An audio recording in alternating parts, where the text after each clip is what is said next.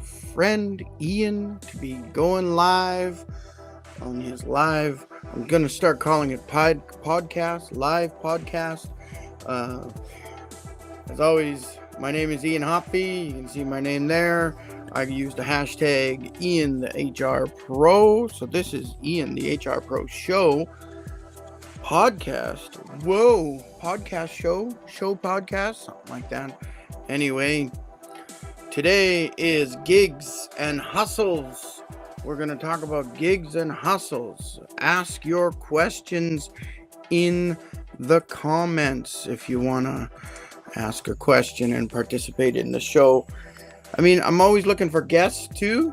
If you want to get in on the show and be part of it, I'll be happy to share the link with you, and you could join the show. You can also contact me outside of the shows, and we can talk more about if you want to be on the show or not. Excuse me, just had to burp. Sorry, I clapped right in front of the microphone.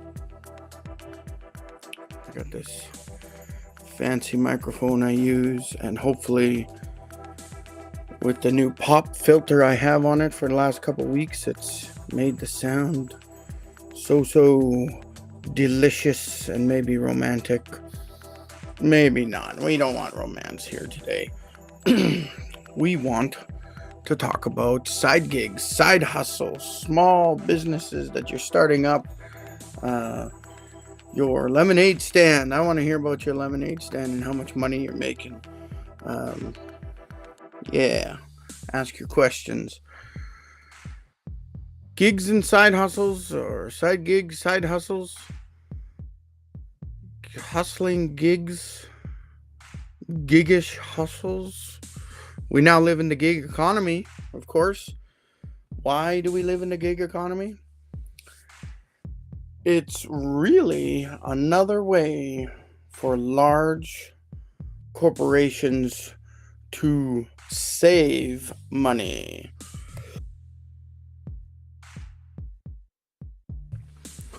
What's cheaper than having an employee do the work who's being paid next to nothing? It's to hire a bunch of gig workers who are paid even less than the employee was being paid, right? So we're kind of in this gig economy that is not necessarily a good thing. It is making it very difficult for people to survive. I know since the start of the Industrial Revolutions, humans have had to fight for proper wages, and once the middle class was created, one income home, family of four, right? You can afford a house, you can afford 2 cars. I mean, just look at The Simpsons. Look at The Simpsons. When did The Simpsons start? 1988, I think? In the late 80s, Homer Simpson could bring home enough bacon to look after his whole family. Two pets, 2 cars, wife that didn't work. Right, had Grandpa. They were in generational home. Grandpa Simpson was also living with them, right? So they could survive. Now they showed episodes where Homer was struggling and had to stay working, but that was the hardest struggle that the Simpsons had. I wish we were in a time when we could survive on 1 income, but now it's more like 4 income homes, right? 2 people, full-time jobs, plus they're doing some sort of part-time job, or now a gig, maybe multiple gigs or side hustles. The old get a job and stay there for 30 years then retire, that's not the truth anymore. Absolutely not the truth. And I'm not even sure what the truth is at this point.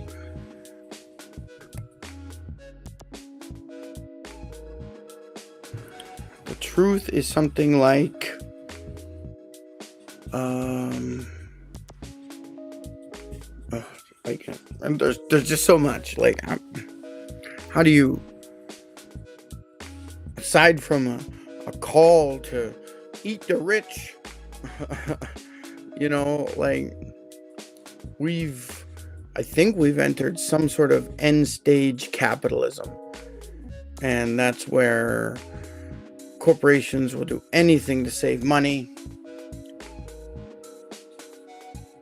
The best way for a corporation to make money is to increase revenues, is it not? Like, that's the best way. Because even if you're cutting, it may show that you're making more money, but you're really not. You're just cutting. And that makes it difficult for the organization to grow long term. I mean, why are you giving CEOs and C-suite leadership bonuses for laying off 20% of the workforce? Right? They're doing it to force their bonuses, because if they can lower the gap between revenue and expenditures, it makes it look like the organization is making more money when it's not. So then the executives walk away with their bonuses. And that's not a healthy place to be, because next year, or when the executives leave with their golden parachutes or whatnot, suddenly you realize, oh, we're extremely short-handed. We are not in a position for steady growth or expanding into new markets. Like, I don't know. I don't agree with all that. And it's just forcing people to work more gigs and make less money. I tried to get a job as a pizza delivery person one time. I got a speeding ticket on my first day and actually lost more money than I earned that day. It's funny, last Friday was my first show on Whatnot, and I was selling off some old comics. I actually lost about $20, even though I made $47 in sales. And that was my side gig for the day, right? That was my hustle for the day, to try to make a few bucks. And I hope the people that purchased those comics are happy with what they got. But I did too many giveaways and had to pay my own shipping for those giveaways, so it just ate up all my money. And then I had to go buy the shipping supplies. So even though Whatnot owes me like $1.75 or something like that, I still spent an additional $20 on shipping supplies. It's like, oh my god. So it's almost this losing battle with our side gigs, I think, some days. And we see a lot of regular small businesses struggling. We talk about how most businesses fail in the first 5 years and things like that. Like, my god. Like, well, then what should you do? Should you even bother with a side gig? I don't know. It's up to you. It depends on the situation. I know with your personal work situation, you should look up the local living wage. Here in Edmonton, Alberta, I believe the local living wage is currently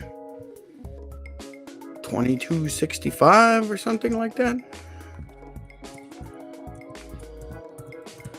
Let's have a look. I'm going to look up local living wage, and I'm going to see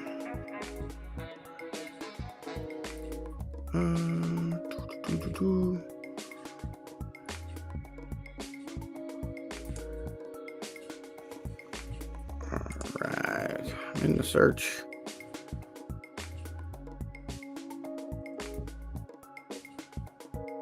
Okay. I'm going to open this in a new window, because I just absolutely hate trying to share a tab in the browser. Now, this program's great, Restream.io. It's all in the browser, so it's like everything is here, and it's very, very user-friendly compared to another program I tried, which was like terrible. Let's open up a new window. Let's go to that.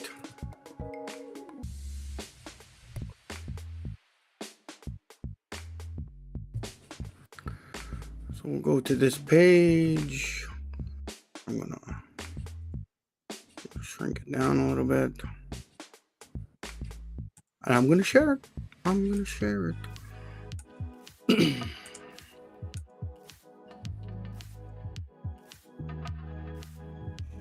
Here we go, local living wage, but I hate that view. Okay, I like that view, but then when I'm doing things like clipping for the shorts or the reels or the TikToks afterwards, my fidget. Never mind. We got this. Here we go. This is Alberta Living Wage Network. What is the living wage? Living wage is an hourly wage a worker needs to earn to cover their basic expenses and participate in their community. So these are the 2024 calculations. So these would be the newest ones. So I think they just calculate once a year. But anyway, we look through this list, and here's Edmonton. Oh, it looks like it went down. It was at 22 something. It's now 2085. Unless this is last year's.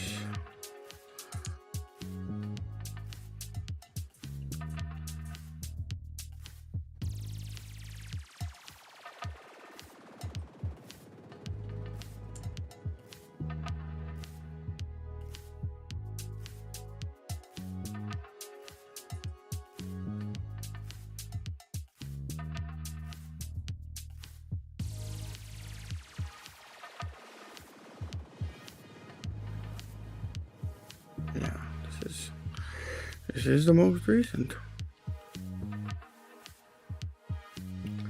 So if you are in Alberta and any of these communities and you're not making that amount of money, you are being paid poverty wages, right? In Edmonton, it's $20.85. If you're not making at least $20.85, you can't survive properly. You have to start cutting major corners. You have to have roommates and just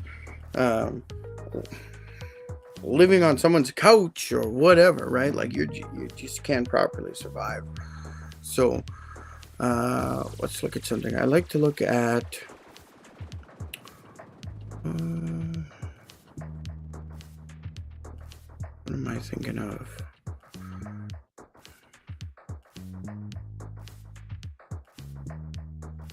Canmore is not on this list anymore. What's going on? Canmore is not on this list this year. Interesting, because Canmore was a really high-priced place to live. Let's look at the highest ones. Rocky Mountain House, $23.75. That's a small town. It's not even a city. Jasper, $31.40. If you live in Jasper, or if you want to work in Jasper, like a summer job, maybe you're doing some housekeeping at a hotel or some sort of service job, or maybe you're working the gondola or whatever, or maybe you're going to go work on the ski hill this winter. If you're not making $31.40 Canadian in Jasper, you can't survive or live there.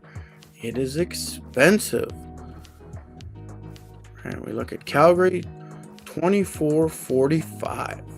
If you live in Calgary and you are not making at least $24.45, you're earning poverty wages in Calgary.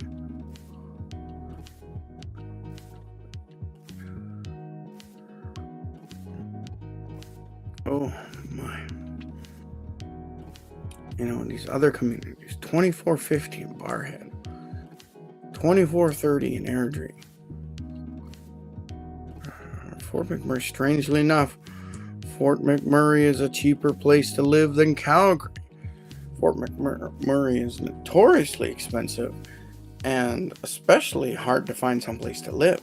There's a lot of people, if they have a house in Fort McMurray, they're renting out their basement or they're renting out rooms because there's not enough hotels, there's not enough camps for the workers, things like that. Yeah, Jasper's the big one. It's our lowest. $17.55 Medicine Hat. You want to live somewhere with a low cost of living? Go to Medicine Hat. The living wage in Medicine Hat is $17.55. So, businesses in Medicine Hat must be in happy shape. Minimum wage in Alberta is only $15 an hour. So this is only $2.55 above the minimum wage. So I think the business economy, if you're running a business in Medicine Hat, you might be doing okay. But then it's a different market, right? Medicine Hat is a small city. It's not like Edmonton or Calgary or even Red Deer. I don't think it's as big as Red Deer. But it's interesting to see Medicine Hat. Why is Medicine Hat so low? We don't know. Anyway, let's stop sharing now. Did anyone comment? I didn't see no comment. I'm going to drink some more of my hibiscus tea.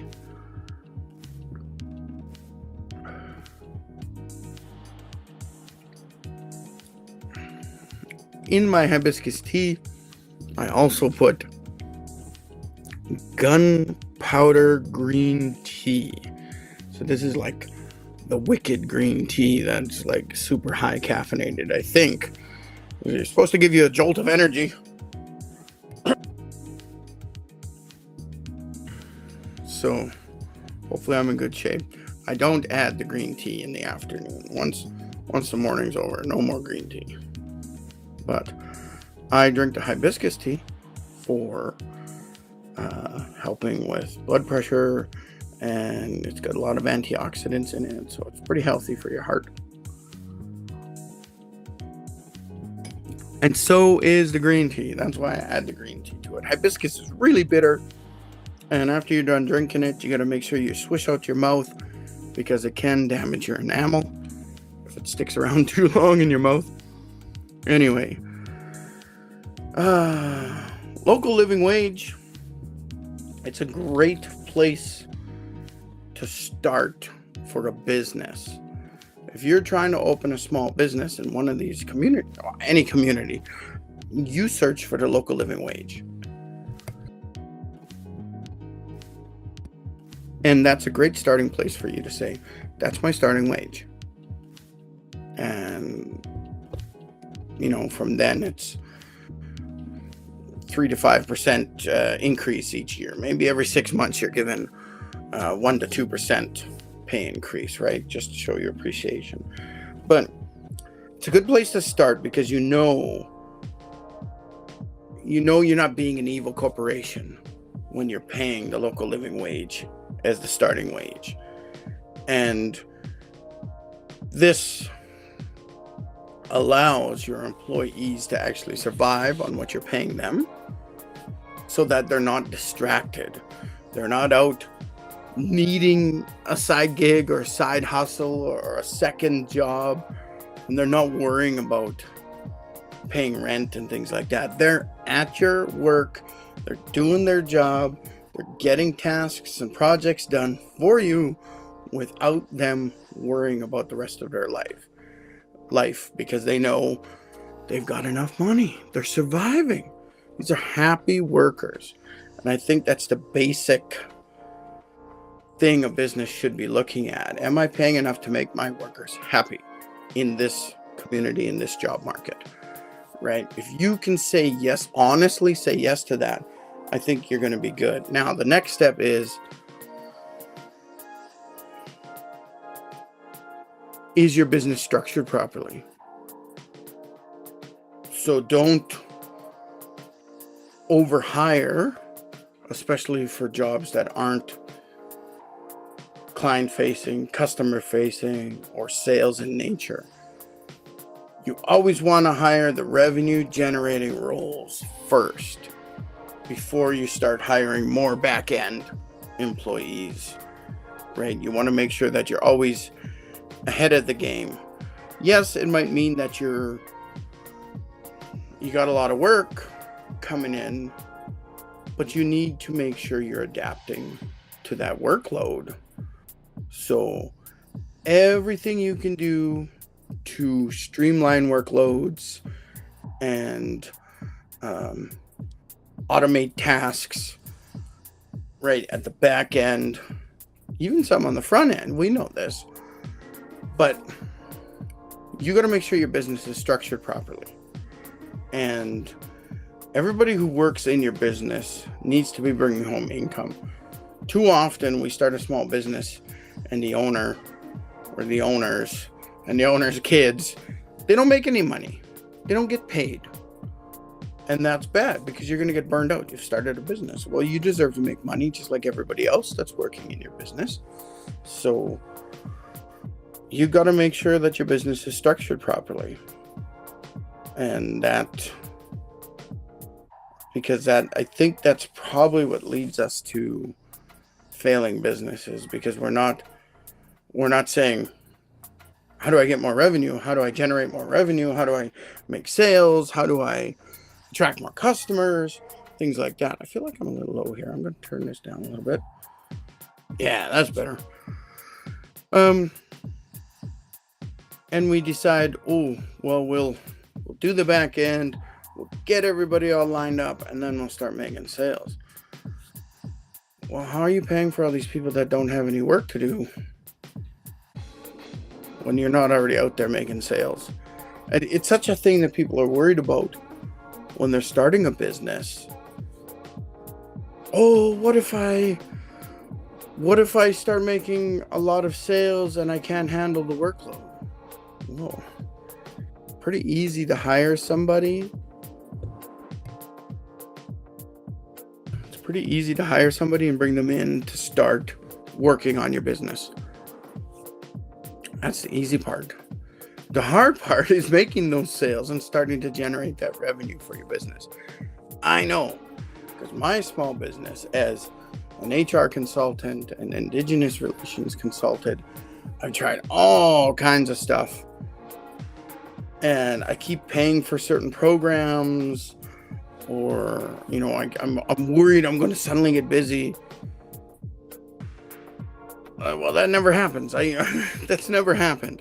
I've never been to the point where my business has been so busy that I'm freaked out and I got to hire somebody. I've never been in that situation. The situation I'm normally in is spending money on advertising. Spending money on advertising to advertise creatives that aren't working, that aren't getting me people, that aren't creating leads or clients or anything like that. So you gotta think differently. Well, how do you get more revenue? How do you get more money, right? So in my case, my consulting business, it's doing this. I'm going live. I'm posting 3+ times a day on my social medias, and I'm just trying to create the buzz, right? That's what I've landed on after years of trying all kinds of different things, and I hope this works out. right? And I think every business, because physically posting onto social media is free. So why aren't we all doing it? So if you're starting your side gig or your side hustle or whatever it might be, you can't rely on luck.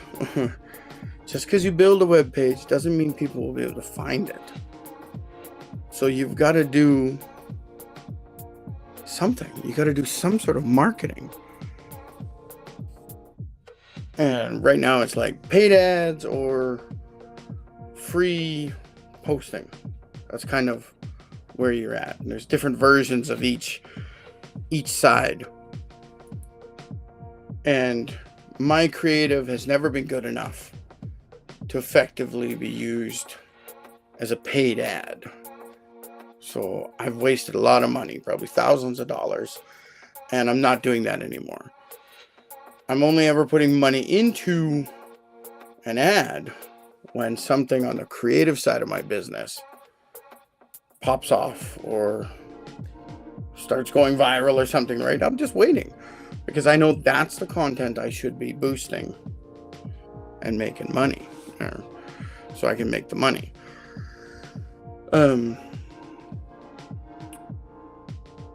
So when you're doing the free posting, there's just all kinds of things you can do.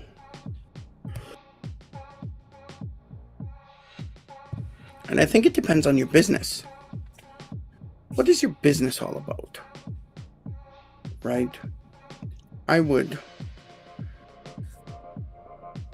try to post more than 3 times a day, and I would try to use video as much as possible. I'm doing something I call the 333 challenge, and that's basically what it is. I'm posting every day for 30 days for 3 months, and I'm concentrating on video, and I'm also doing lives like this, and I'm trying to start posting something totally random. It's got nothing to do with my business. It's got nothing to do with the topics of my live stream podcasts, right? It's got nothing to do with that. It's a totally different thing, right? Because I don't know what's going to be that one thing where I suddenly get 1 million views,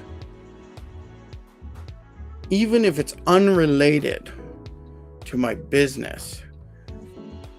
I recently posted about a new conspiracy theory and fear. It didn't pop off. I mean, I'm talking about some silly conspiracy theory for fun. And if it popped off and I got 1 million views or 20 million views, what would I have done? What would have been the result? Now, I've got all my socials set up properly. There's a link there either to my websites or to other socials or to whatever I might be selling, my services, right? It's all there. I use Linktree on a lot of these places. So if it had popped off, I would have been ready, right? I'm ready for that monetization. Now, 20 million people viewing my unrelated content does not mean I'm going to make 20 million sales. It doesn't mean I'm going to make 1 million sales. It doesn't even mean I'm going to make 50 sales, right? Like there's a certain percentage of people who would have found my silly conspiracy video funny and said, oh, this guy's funny, I'm going to follow him. Or I'm going to go to his account and check out what else he's posting. And they're going to see all my other stuff. HR, Indigenous Relations, Friday Fun Day, career club stuff, basically the themes of my lives, right? They're going to see that. Some of them are going to say, hey, I'm interested in that. What's the percentage of 20 million people that might be interested in human resource services for their small business. How many of those people are small businesses? Out of 4 million people in Alberta, about 150,000 people own small businesses here in Alberta. So what's that percentage?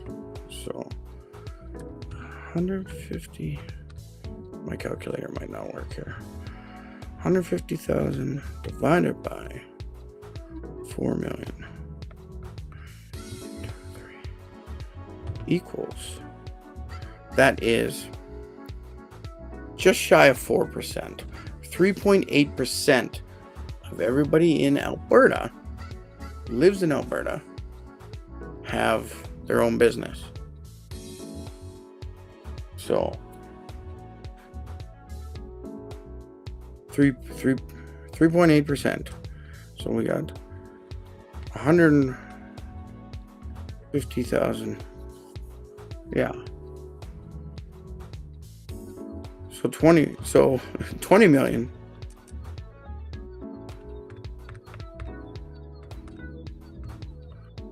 times 0.038 equals a possibility of 760,000 people are business owners, if we're doing the same comparison between Alberta and the world in general, or the mythical 20 million people that might view one of my videos.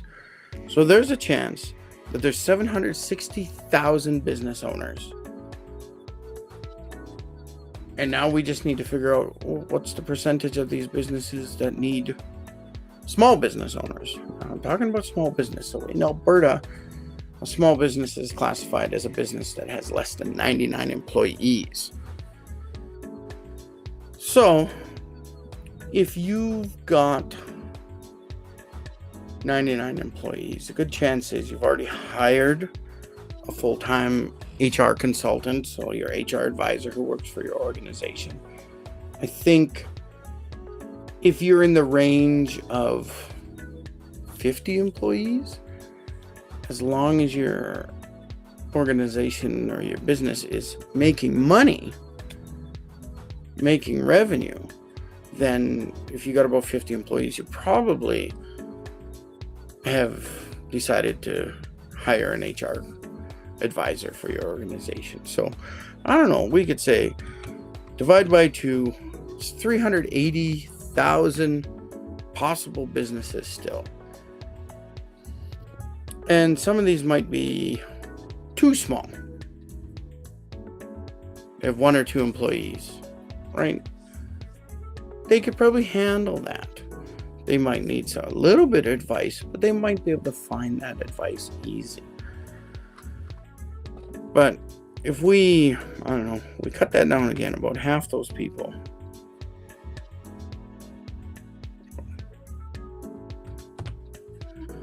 So that's a chance of 190,000 businesses that might see my funny ad and say, oh, I might need those services, right? So 190 possible clients, or 190,000 possible clients for my business, that's game changer.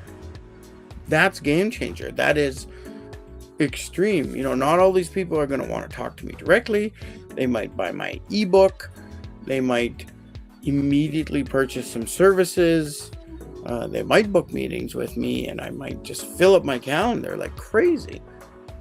That's the power of just some random unrelated post.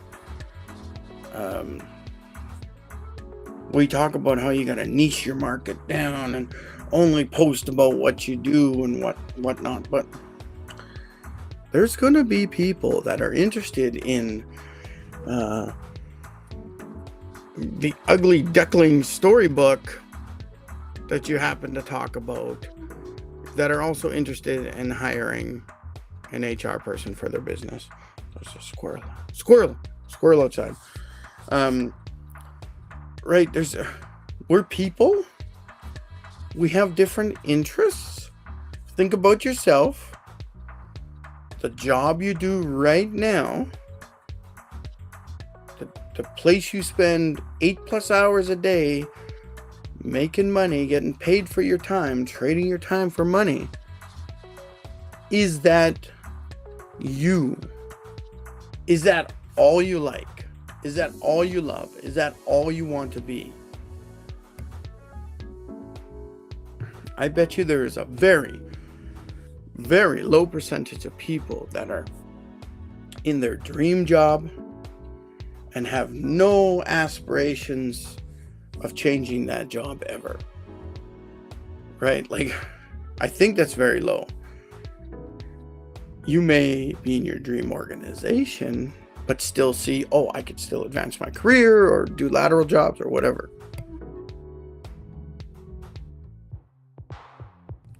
But I think there's very few people that are in their dream job position right now and they never want to change. Now, it's a safety position. So you may say, I don't want to change because it's a good job, right? That's fine. You can stay there. But when you go home, what do you do? What do you do in your leisure time? These are what the random posts are for. You might be, here's a bad example. You might be a doctor. You might be a surgeon. You love this stuff. This is you. Like, this is really you. But on your days off, do you volunteer at a different hospital and do free surgeries? Maybe not. On your days off, maybe you're traveling to a world-class golf course and you're spending your hard-earned money on this world-class golf course, seeing if you're as good as the masters are, right? Like, so if I wanted to attract doctors, shouldn't I post something about golf? Should I go learn how to play golf and then post a bunch of stuff about golf? I mean, why not? If doctors are my target market. So that's making me think right now, who's my target market? Well, small business owners. What do small business owners want to do in their spare time or might be interested in a hobby or something like that, right? We find small business owners, we work all the time. We'll work at midnight if you call, right? Like, small business owners, we're crazy. We're willing to just sacrifice all the free time and all the sleep to help our customers, right? This is us. This is what we do.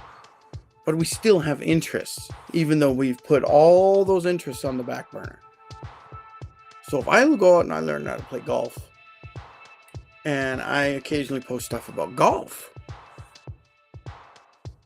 that small business owner who says one day, I really need to get some HR support, they might think of me and say, oh, I know this HR guy. He loves golf. He posts about golf. He even golfed on a golf course I golfed at one time. And, like there could be some connection there. So you're gonna get the contract over that person even considering another HR consultant or an HR agency. And my eyeball looks like I look like I got a baggy, just one eye baggy. My left eye looks pretty good. My right eye looks baggy. More tea. That's what will solve that eyeball.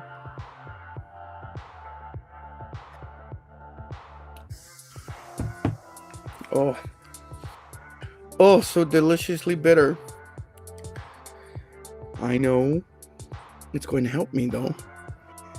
That reminds me, I forgot to check my blood pressure this morning. Probably fine. Hibiscus. So, we need to be able to react to what's happening in society when it comes to our free posting on social media.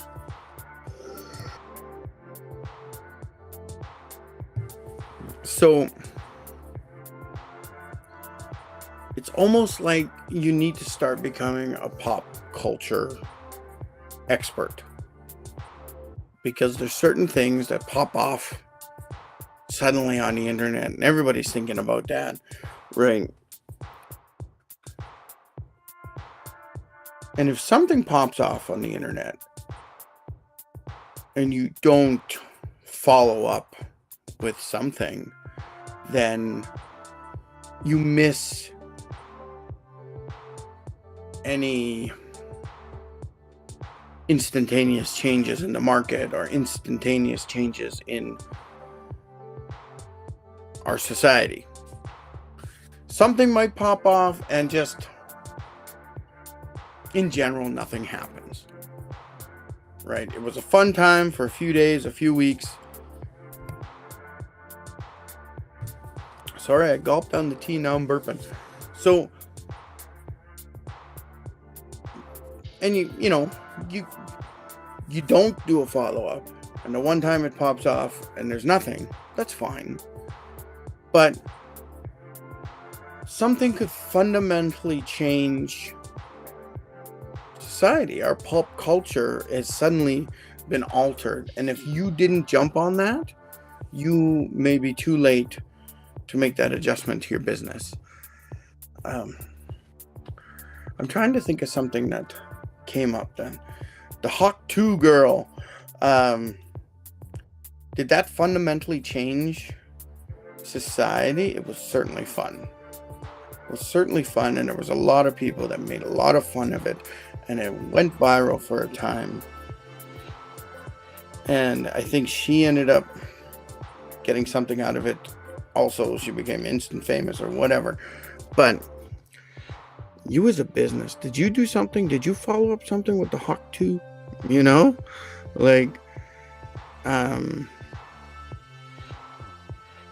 We all need to be ready for that. And you should just go ahead and do something related to anything that pops off in society that's gone viral. Yeah, you should do something. Go ahead, do it. Because you don't want to just miss out. You might get a few extra views, or maybe you situate yourself for the shift in society that comes. Have you ever watched the TV series or read the books, The Expanse? I've never read the book, but I love the TV series.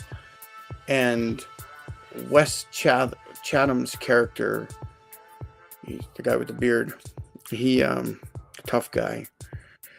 His character, I can't remember his character name here all of a sudden. I remember his real name, Timothy. His real character's name, Timothy. I can't remember his name. Anyway, his character always talks about the churn. It's when, essentially, he's talking about the same thing, a shift in society. In that future dark world, it's darker turns and massive economic effects or whatever, right? But he calls it the churn. And I love that term, the churn. It's the time when things change.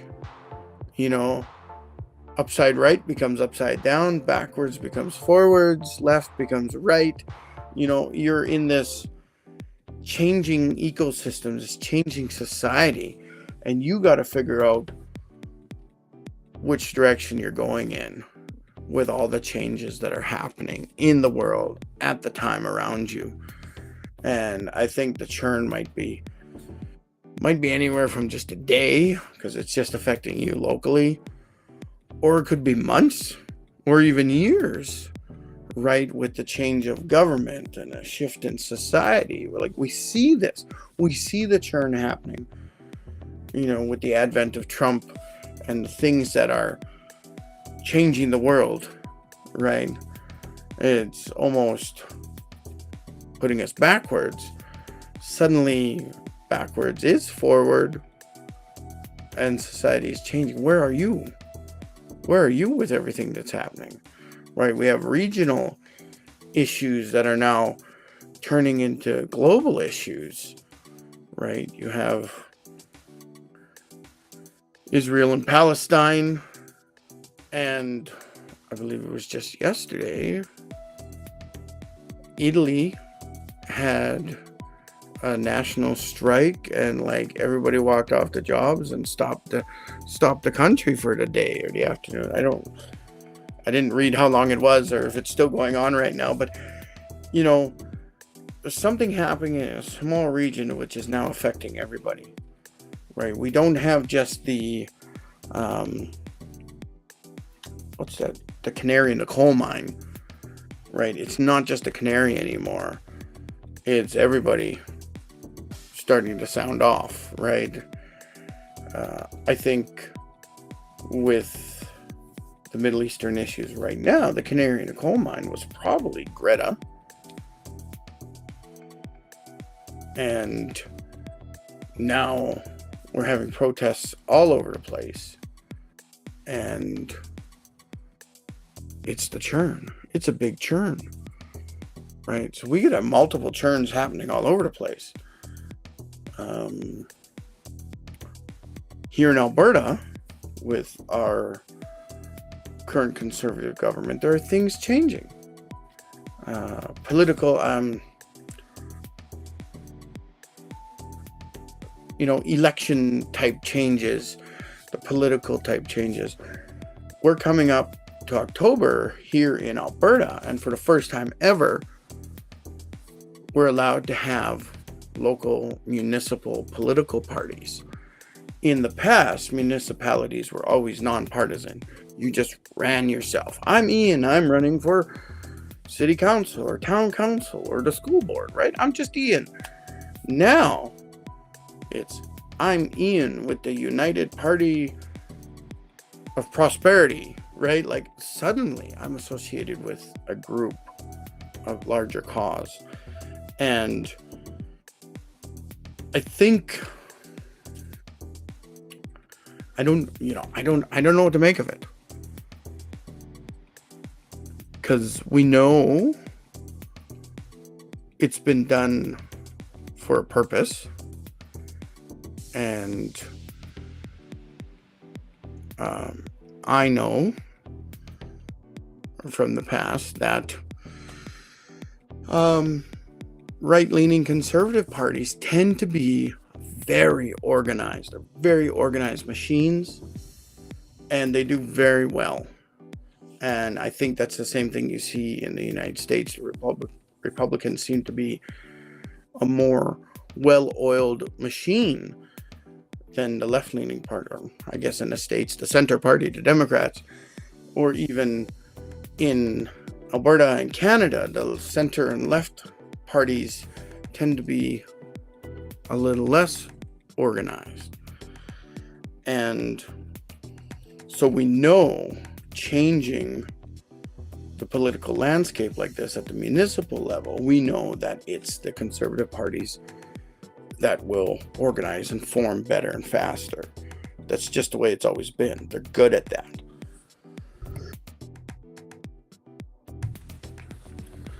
And they know they're good at that. So we know where this is heading, right? This is a churn. We're coming into another churn at the municipal level, the municipal governments in Alberta. We got a churn going on. And how do we deal with that? How do we learn from it? How do we grow from it? It's hard to say when something like this is going to be bad or good. I mean, this could have been, no doubt, it's going to be good for the conservatives because they can organize. But it could have backfired, right? The center and left-leaning parties could all be super organized at the municipal level. I mean, betting man would say no, but it could have happened. There could have been multiple left-leaning parties in each municipality just pop up, right? Like they could have organized, and it could have backfired on this plan to get more conservatives into municipal governments, right? Like, it could have backfired. In Alberta, it's a good bet it's not, and it won't. I mean, it's allowed me to instantly identify candidates that I don't want to vote for. I can look at the local municipality political parties, and I'm like, no, thank you for identifying yourselves. I mean, it really helps me in that respect on who I don't want to vote for. I still have a bunch of independents I got to look at and say, where do they stand, right? I got to understand them. But big help for me, right? Nope, not voting for that party.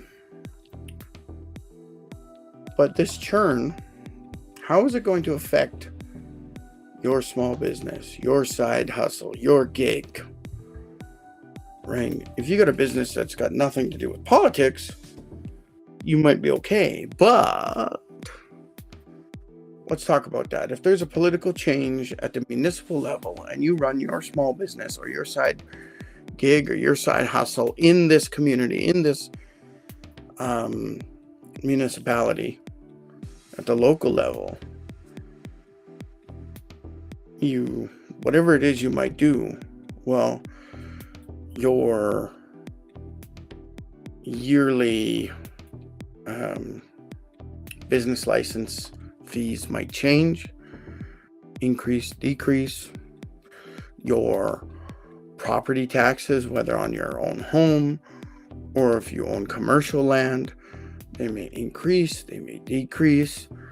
Zoning bylaws may change. Suddenly, your neighbor's house gets ripped down and there's an apartment building 20 feet away from you, right? Or you were planning to build a larger home on your lot, and now, because you're in a certain area, you can't make that big house, right? Like, there's all these changes that might happen. You might be a bigger business, a corporation, and you're thinking, oh, we're going to expand our office because we need more space, or we're going to expand the shop because we need more room for our workers and our vehicles and storage or whatnot. And suddenly the municipality says, oh, you can't do that certain thing on this type of lot. You have to rezone, or you got to move this sort of operation out of the city limits, almost, right? Like, you don't know what's going to happen. So the churn, even though you think it might not affect you, it does affect you.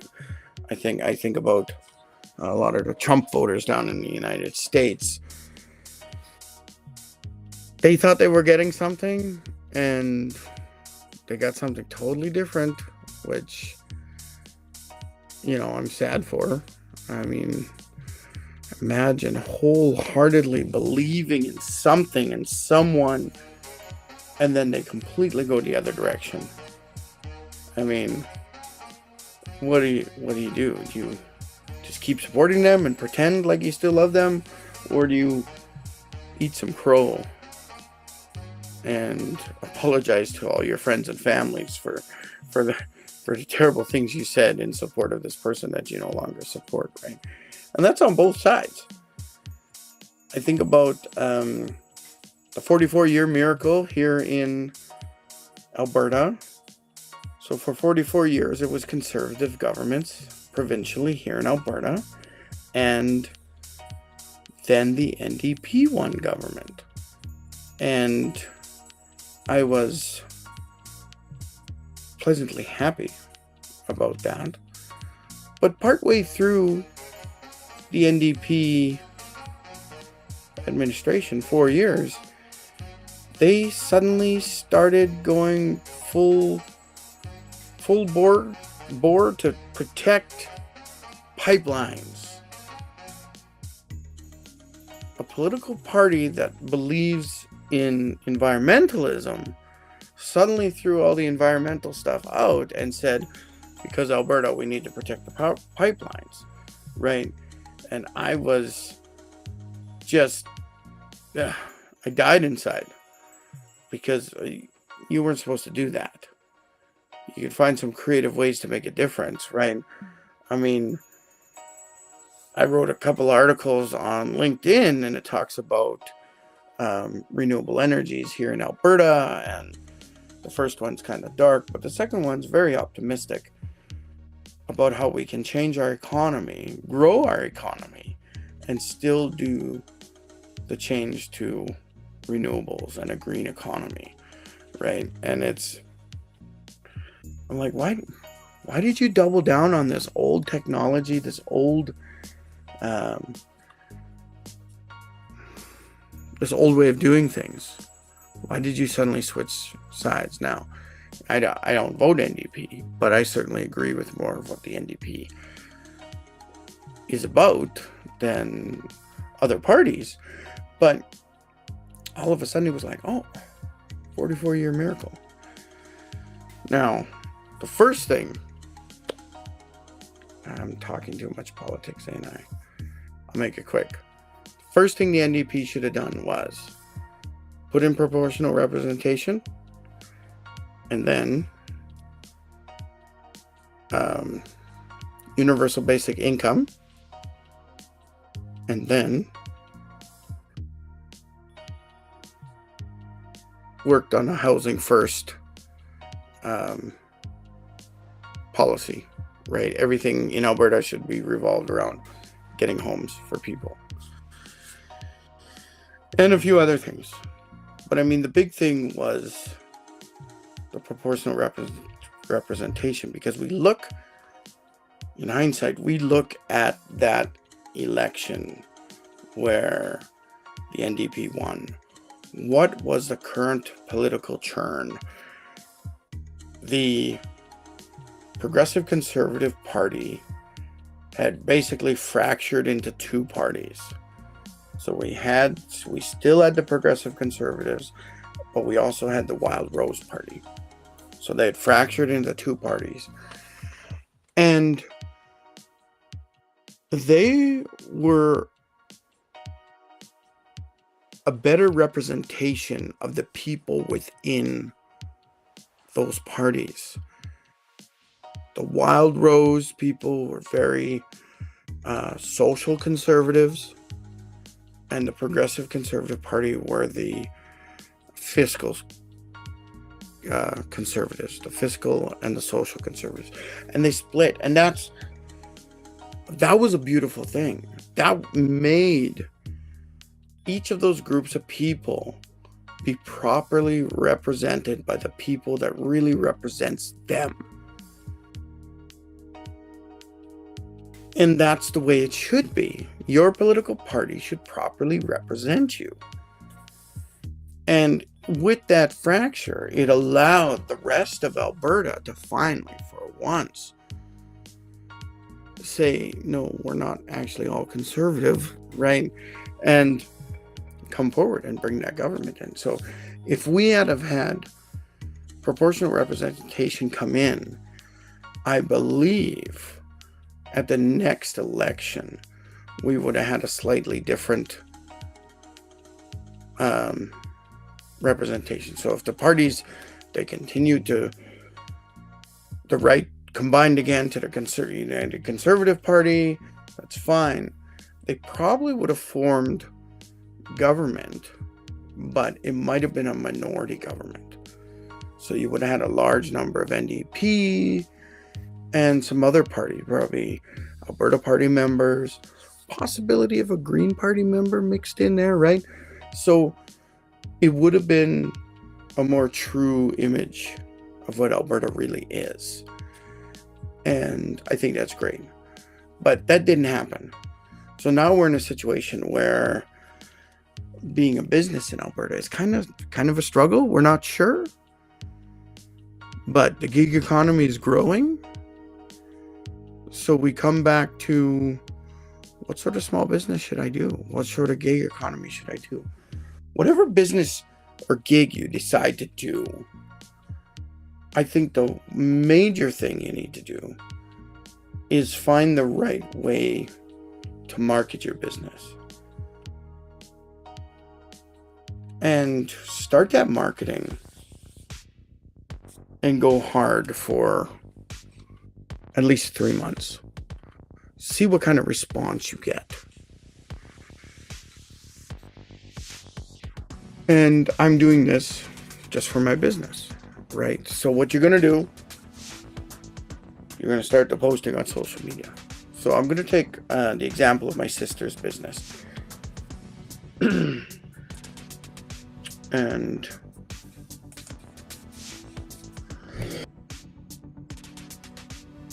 so my sister's business, Unbound Creations, she has a Facebook group.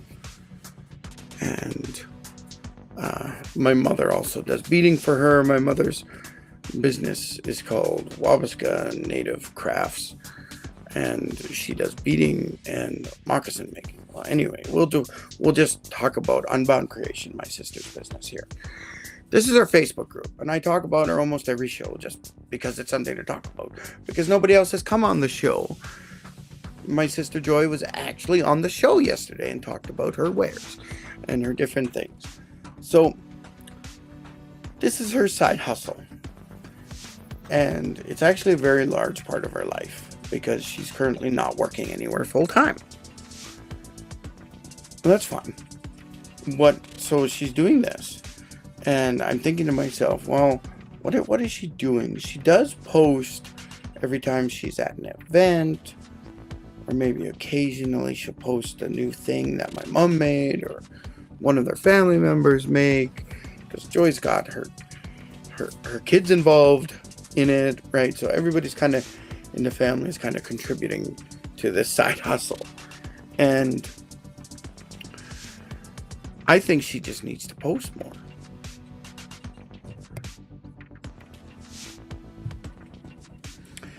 I think all the different items she has, she needs to make just a 10-20 second quick video of the thing. Maybe you hear her say, "Oh, this new thing, look what it has here." And just, yeah, that's it. You post it. She needs to post that at least 3 times a day. She can use a different thing that she has. Any of her Unbound creations. She could just do a quick 10 seconds, even 5 seconds, right? Look at this new item, or look at this version of this item, or look at me 3D printing this. And you get to watch. Maybe she'll set up a camera and do a quick time lapse of something being printed, or a time lapse of her creating something. Maybe just a quick shot of her and the kids putting items into plastic bags or whatever, right? Like, all these things are important. And she just starts posting it. They're almost nonsensical. It's not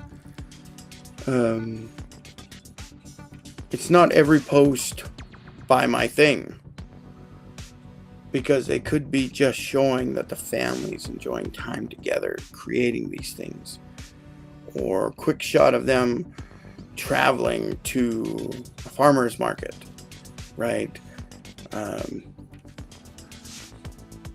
We went and saw Joy at a farmer's market in Westlock. Unfortunately, she was all by herself. None of the family could make it, so she had to set up the tent and everything herself. And the wind ended up catching it, and it bent, and it broke. Wah, wah. I mean, she fixed it and got it going. Good on her. But it basically ruined her tent, so she has to buy a new tent. But imagine if she had a tripod set up, just filming her setup for the event, right? And she could turn that into a time lapse, and it would have been funny, kind of sad, when the tent fell over and she's like, "Oh God," freaking out or whatever, right? That would have been something. Might have went viral. And then she could make several other short, quick videos saying, "Oh my God, it's broken here. I gotta find a way to fix it. Write in the comments if you know how to fix this," right? And then the end result, you see her like, "I'm just putting lots of duct tape on this and it's fixed." So we're good to go, right? Like, write in the comments if you think I did a good job, right? That's not what my sister sounds like, but I don't know why I tried to make her sound like a little old lady. She's not a little old lady.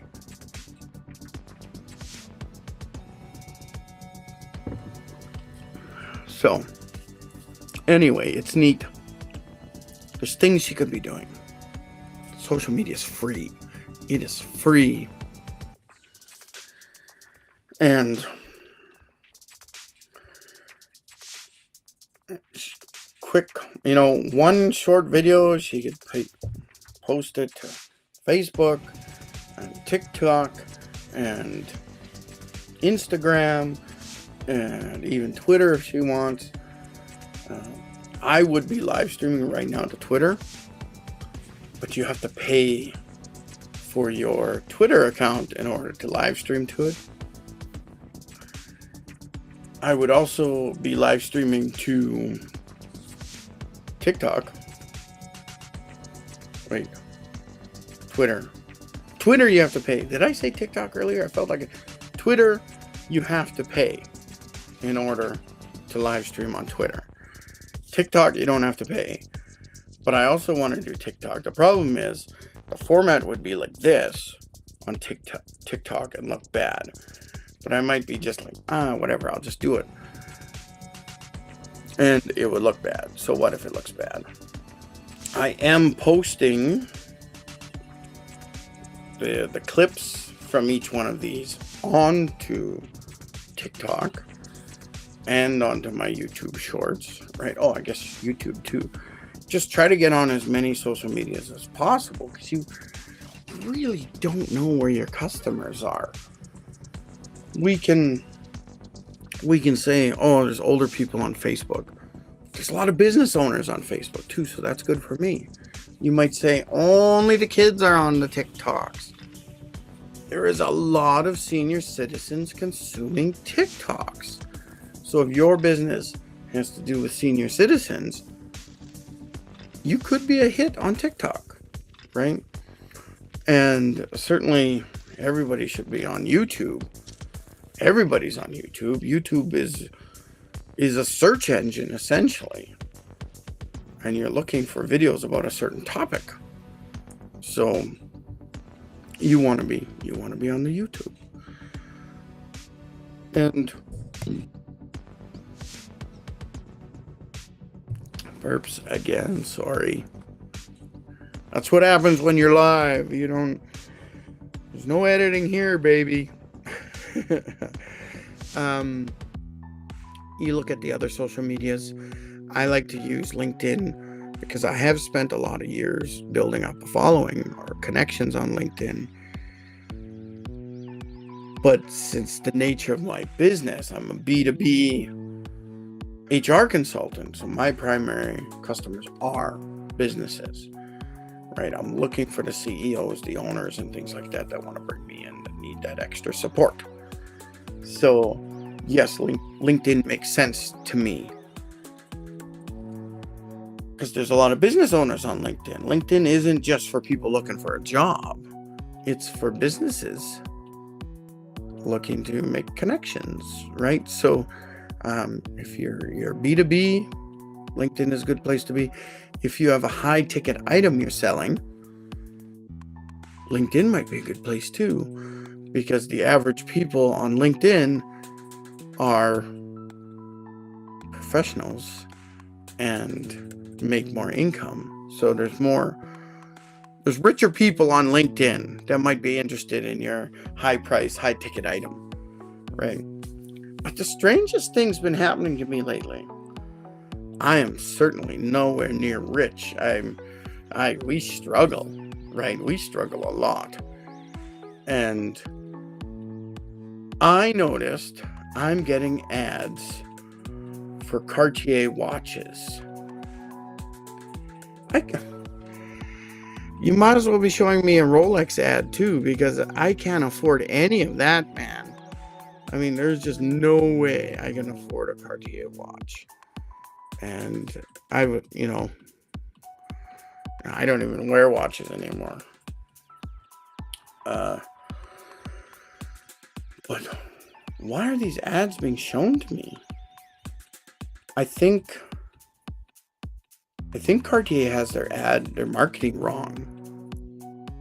I think they're thinking, let's widen our ads and let's show it to slightly different markets. I think they're trying that. But then the ad they're showing me is very abstract.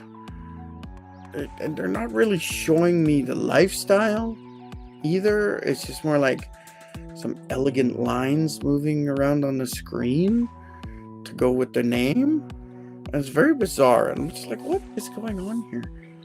It's like the outline of the watch, an elegant line is moving across, but it's not like you look at a good ad, especially for a high-ticket item, and they're normally advertising the lifestyle, right? I think about Matthew McConaughey's Lincoln commercials, right? And just kind of that lifestyle of driving in a luxury vehicle. That's the vibe you get off of that. You think about bubblegum commercials like Double Mint or whatever. It's these people having fun times at the beach, at the skate park, whatever activity they're doing. It's like this active lifestyle. You chew gum because you have an active lifestyle, and that's the people you want to be around, right? You think about liquor ads. It is a lifestyle also, right? They're showing you at the club with your friends, finding love, and showing the bottle at the end, and it's like Bacardi Lime, for the fun life, like they're selling you a lifestyle. And then you go with, the more high-end liquors, and it's more like a Richie Rich. It's not the club anymore.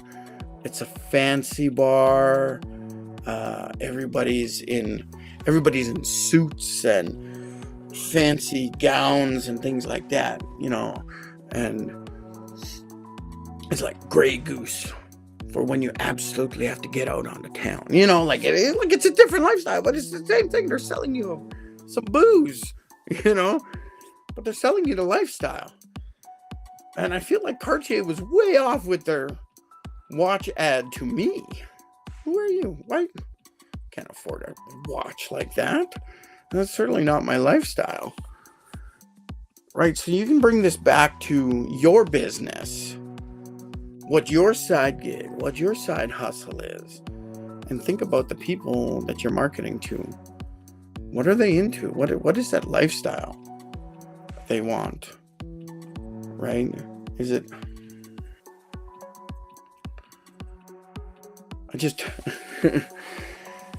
you really gotta dig deep and figure out who your clients are. And then you can start doing those random posts with your regular posts, showing your wares, and then that one random one, the kid's falling down and making a big mess, or like whatever happens in your life. Maybe you went to a sports game with your friends, or to your children's sports game, and you do a pan of the event, 100 people and everybody cheering, right?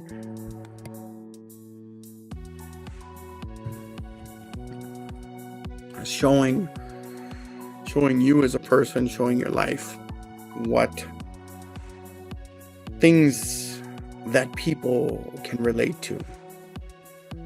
I'm just a person, and I got my own struggles. You know what I hate? we all have, the people, the entrepreneurial peoples, we have our side hustles and our side gigs. And for some reason, the people closest to us hate on us, right? They're like, oh, no, that's lame. Why are you doing that? Or you're just wasting your time. You're never going to get anywhere with that business. Or it's poo-pooed. We should all be supporting the people closest to us. Absolutely, I need to buy more stuff off my sister. Absolutely, she should have a stack of my business cards at her farmer's market advertising me, right?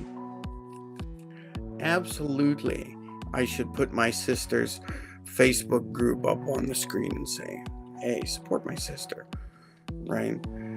And then at the same time, I should be able to put up, what can I put up? Why is it gone?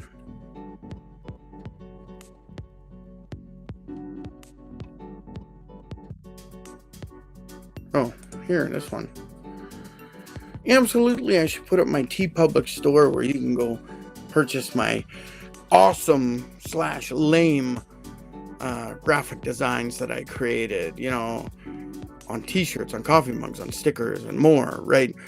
Absolutely, I should talk about this, and my wife should talk to her friends about it, or, oh man, we start these businesses, and whatever it might be, we've got to find a way to market them as cheaply and effective as possible.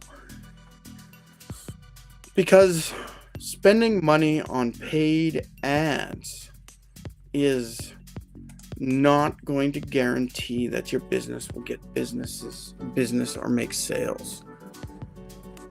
What am I seeing right now in ads?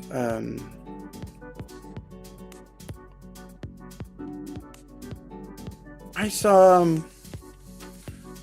an underwear ad. I don't know where I see it. I think I might see it on Facebook or something. Anyway, it's underwear. Everybody wears underwear, right? And it's these fun designs and sexy designs, and they show them on basically average people, right? They don't look like they're supermodels, right? Advertising these underwear. And there's always these fun designs.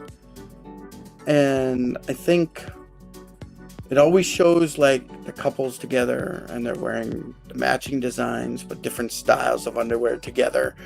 And I think that appeals to a lot of people because we all wear underwear, right? And this ad, they seem to make it fun because the people, the models are sometimes doing fun things and they're laughing and they're smiling and so I think that ad is doing good. I like to watch ads to see what's popping up for me and what isn't. I mean, the Cartier ad, that's weird. But all these are sponsored ads. So somebody has sponsored these. And I hope that they're proving that the ad creative, the pictures, the videos, the colors, the styles, the layout or whatever, I hope they already proved that creative has gone viral or already proven that people like it, and then they put some money in it. Maybe they rework it just a little bit, and then they put the money into that particular ad setup or ad design. That's the way to do it. You test, like on your business social media, you test absolutely everything. pictures of you holding the product, picture of you talking, picture of you, I don't know, shaving in the morning, picture of you driving down the road, picture of you trying to set up your tent and it falls down and it breaks, and then you gotta figure out how to fix it, and you posted these 3-part videos of that, right? Like everything. Your kids' dance recital, like, yeah, let's post that. Oh, look at my kids, or just driving around your town. Oh my God, I went to this town. I went to this place in town and we got ice cream. Oh, I love this flavor. But it's got nothing to do with your business.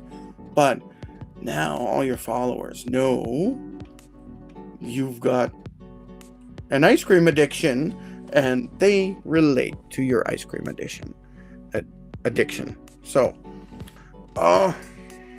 I see social media posts for a breakfast restaurant in the United States. Where was it? It's like Minnesota or something. And the owner's name is Judy. The restaurant's name is Judy. Why am I seeing Judy's ads or Judy's Facebook, or I think she's on Instagram or Facebook. Anyway, I see her posts. I'm in Canada. I am probably at least 2,000 kilometers away from Judy's place of business and her stack of pancakes. Her social media posts are so funny. There's the one where it shows someone driving down the road, and this is a parody of other ads. Anyway, they drive by slowly and they see this lady standing on the street with her little sunglasses and her big stack of pancakes, and she's standing there looking at you, and they're like, oh, there's Judy, don't look at her, she'll try to sell us pancakes. And then the camera pans past Judy on the street, and then it pans into the back seat, and Judy is suddenly in their back seat, and she's like, I'm Judy, eat my pancakes. And she's so funny. Her ads, like, I'm Judy, you should eat my pancakes. I'm Judy, I opened up a new location, come eat my pancakes. Right? Her social media is funny. Oh, I love watching them. And now her newer ones, she's showing the bloopers of what's going on. So she's picking up on these viral moments. The one where the car, you're panning, you see somebody, and then they're suddenly in your back seat, right? That's a viral moment that she's picked up on. There was this one where it shows somebody driving a motorbike. This is the video. They're driving a motorbike, and then this pickup truck stops in front of them, and they hit the pickup truck and flip over into the back of into the box of the pickup truck. And that's someone's viral video. Well, Judy has turned this into they forgot their pancakes or their leftover pancakes. So she's got the go box, assumably full of pancakes they left, and she chases them down. And the chase scene is that video of the motorbike hitting the back of the car, and you see the driver of the motorbike flip over, and then it cuts to Judy rolling in the back of the truck with her to-go box, and she jumps out of the box and says, here, you forgot this. Again, she picked up on this funny, scary, viral video, and she keeps doing that. And somehow, me in Alberta, at least 2,000 kilometers away from Judy, I regularly consume her social media posts. How crazy is that? I mean, if I ever end up down in the States, I wouldn't travel there right now, but anyway, if I ever end up down there one day and I'm in the same location, I'm going to Judy's for pancakes, right? I definitely am. But it's 2,000 kilometers away. I'm not going there for it now. So hopefully Judy hasn't paid for these social media posts, like she hasn't boosted them or sponsored them in any way for them to see me. That'd be a waste of her money.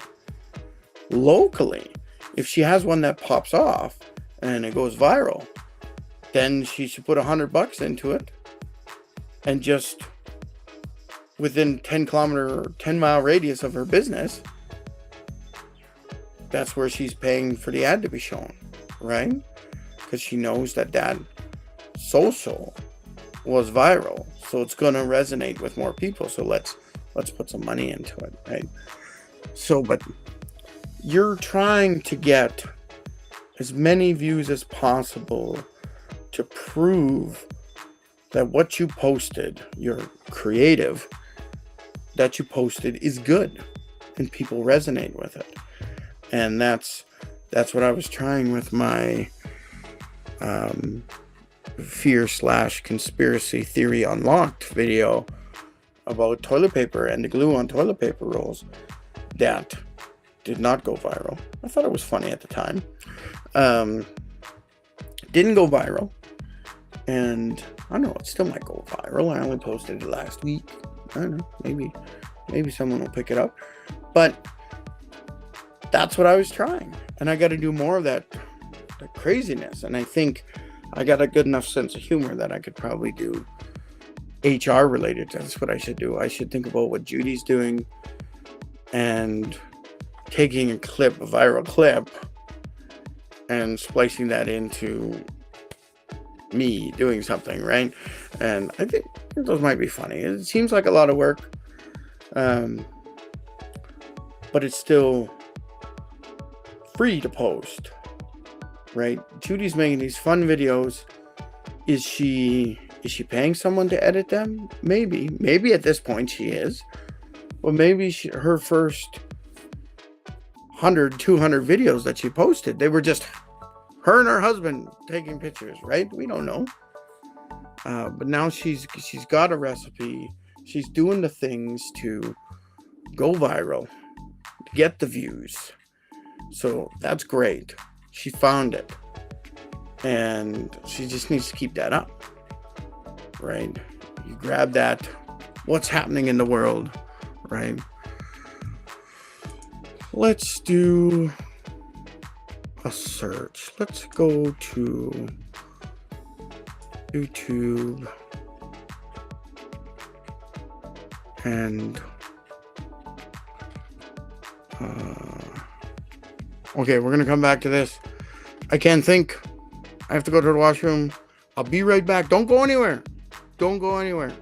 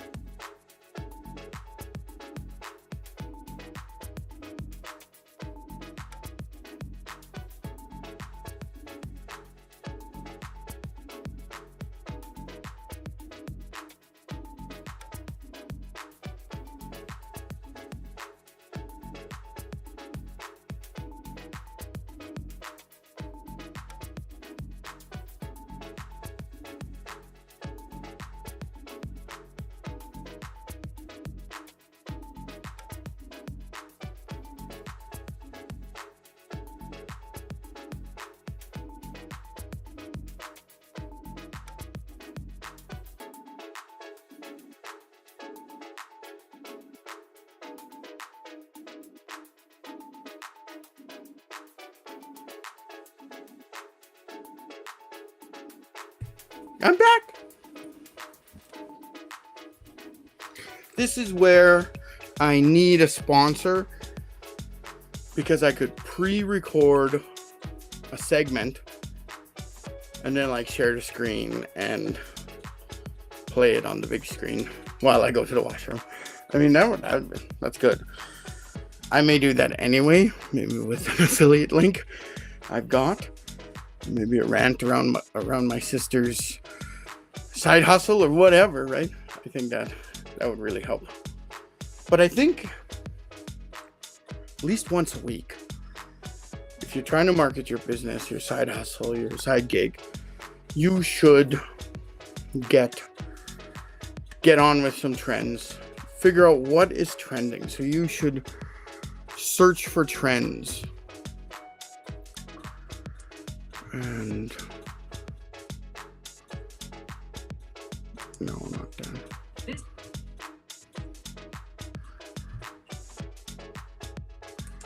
When you go to YouTube, let's share that.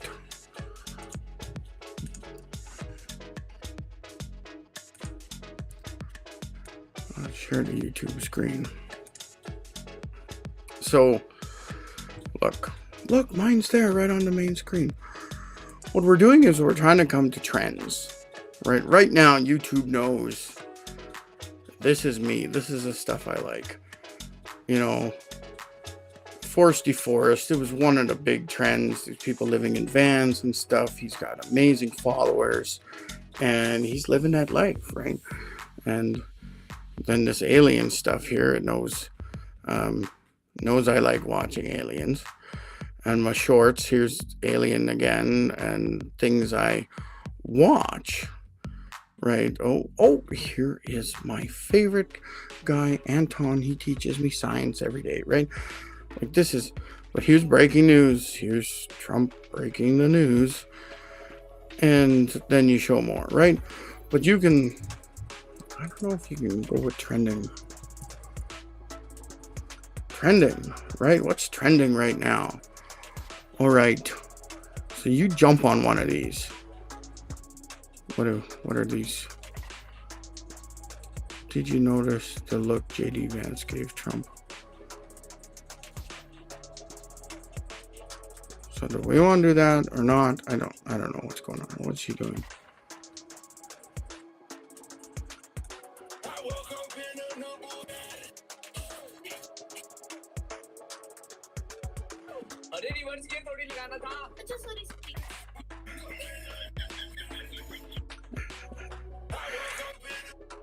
Okay, so we saw that. I woke up in a new Bugatti, right? And they were just pulling and pushing each other on the screen. So, could I do that? Could I make that silly video? Who knows? I'm a pretty big guy. It might not work. But, you know, I dare everybody watching to make I woke up in a new Bugatti video trend. 207 million views. 207 million views. Bugatti trend with my sister, right? 622,000 views. That's not as much as 207 million views. Why is this Bugatti trend getting so many hits, right? Grab it. I wonder if I can filter search by what do we got?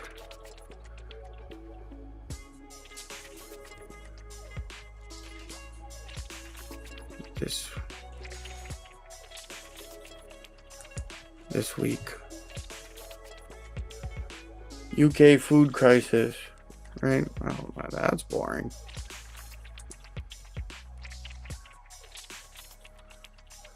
Type video features relevance upload date view. Well, that sucks. Let's not do that. Let's make our filter this year. right? This is the stuff that's trending this year. We could change it to trends for the week or the day, right? Sigma Baby Part 4. I have no idea what this is, but there's 30 million views. 190 million views. Now these they look to be Indian videos. So if you're going viral in India, I mean, you can get some big views. There's a lot of people there. Tutorial for coin trend. Right. 7.2 million.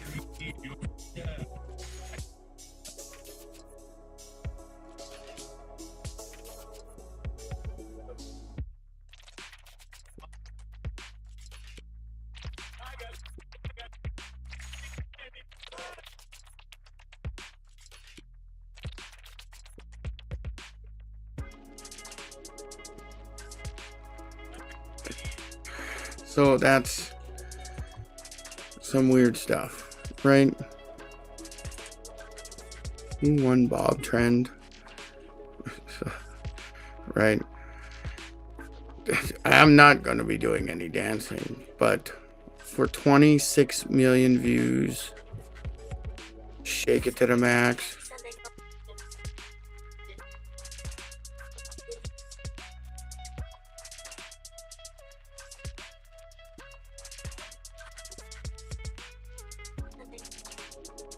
Do you think I could shake it to the max? I don't know, right? But you can go in here and look at the trends. But what you can also do, boo, Alberta living wage. Look at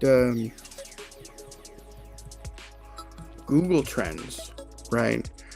And you can look at different trends. So,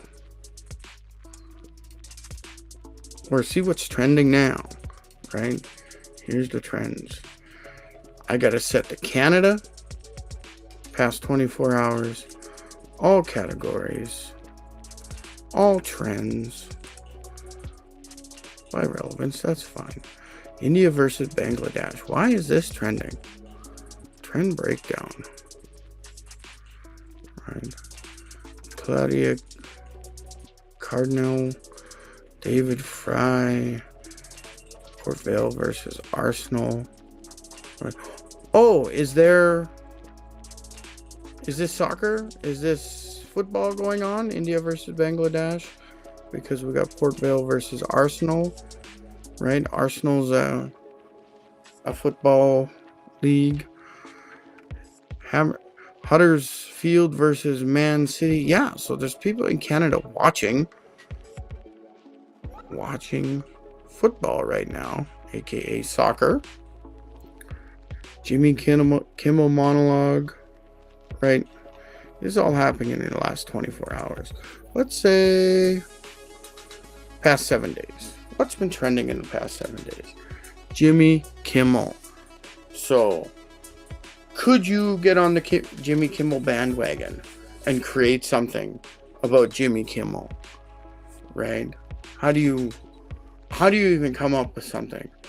How is Jimmy Kimmel related to maybe HR in my field? How do I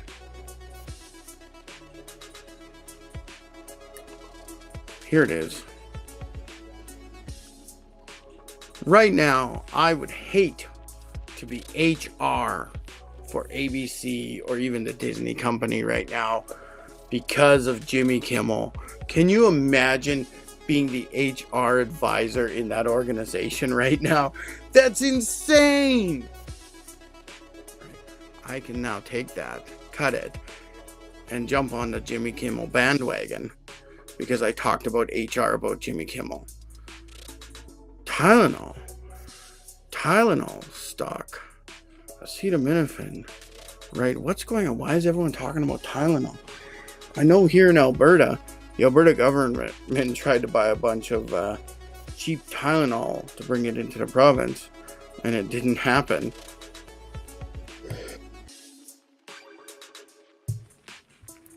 So could I do something about Tylenol? I don't even know what the trend is right now.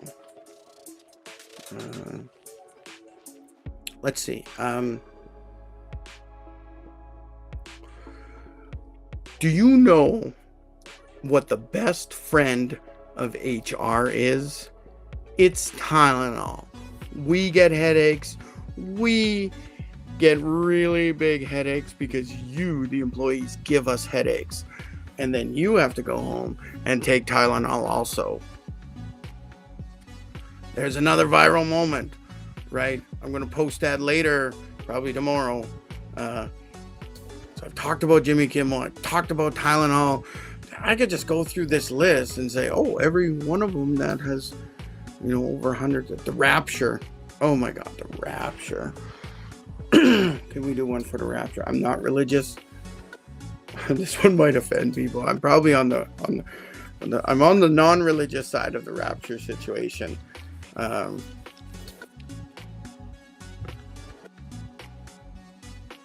you know who is the most upset about the Rapture not happening when it was predicted to happen? HR. I mean, imagine all the people that would have left and gone to heaven, supposedly, and now HR doesn't have to deal with all these people. So there, I got a viral clip for the Rapture also, talking about James Van Der Beek. Oh God, that seems sad. I don't even know what he's I don't even know what's going on with James Van Der Beek right now. I don't even know how to get out of here.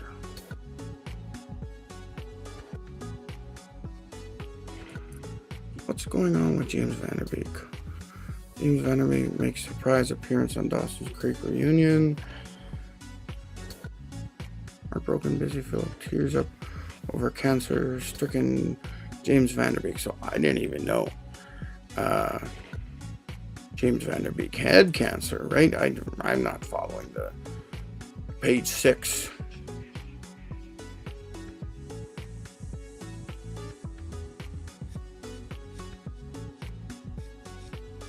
Missing the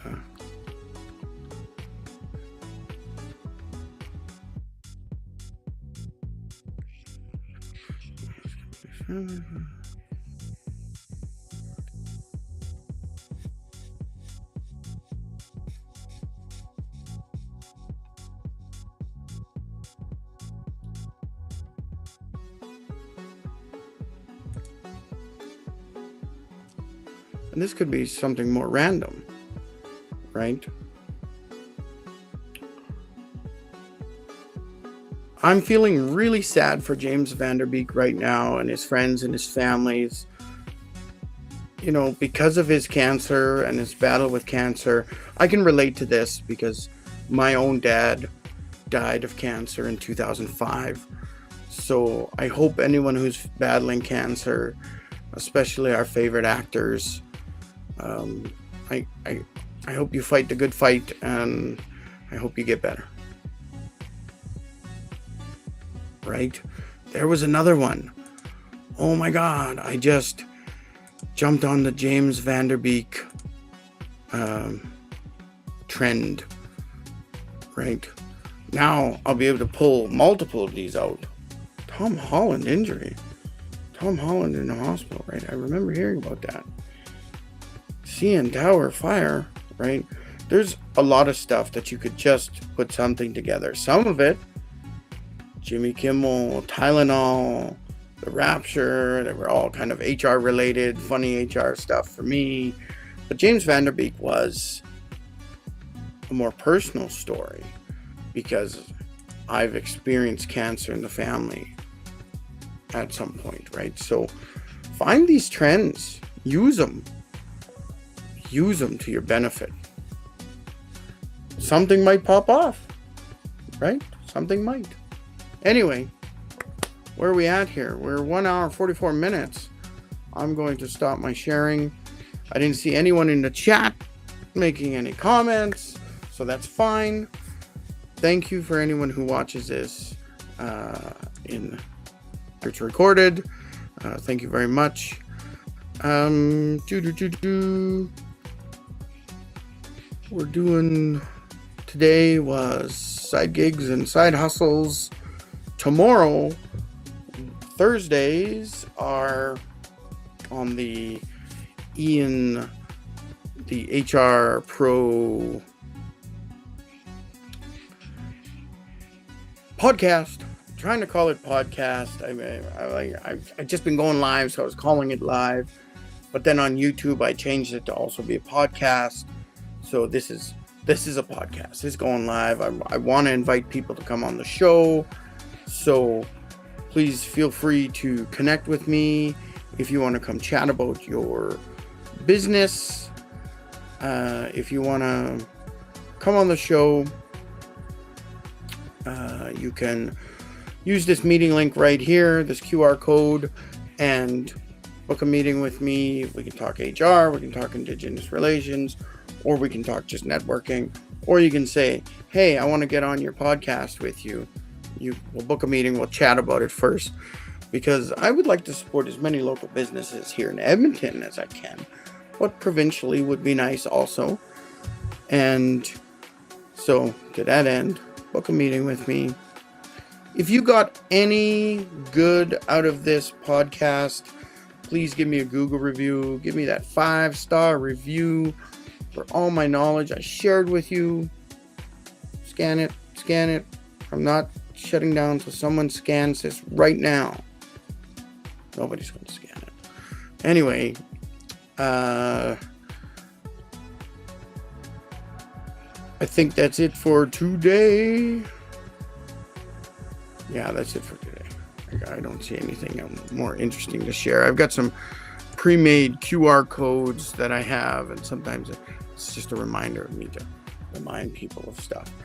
If you have a comment for the next show, like tomorrow's Career Club, so we're talking resumes, job searches, cover letters, everything, all the tools, what you're doing to get a job, what I've done in the past to get a job, the barriers to entry for trying to get a full-time job, right?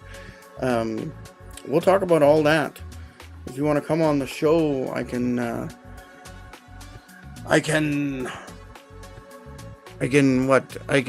review your resume live on the show. Just make sure the version you want me to look at doesn't have your home address or your cell phone number on it. So we're not sharing that publicly to my whole 1-2 viewers. And then Friday is the Fun and Games Day. We talk about anything and everything, and I'm also going to be trying to go live on Whatnot at the same time and sell a few of my magic cards, except I haven't had the time yet to sort out my magic cards, so it might not happen. I might have to postpone it a couple weeks, because I think that's probably what I'm going to do. But I gotta go through these cards. They're all these old magic cards. They're all from the late 90s. So they might be worth something, or they're just dirt cheap, or maybe it's just cards I want to get rid of. So anyway, so I gotta spend some time doing that. I'll see what I can do tonight and tomorrow.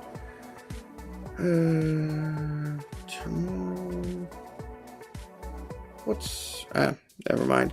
Anyway, thanks for coming by. Talk to you later. I'm out.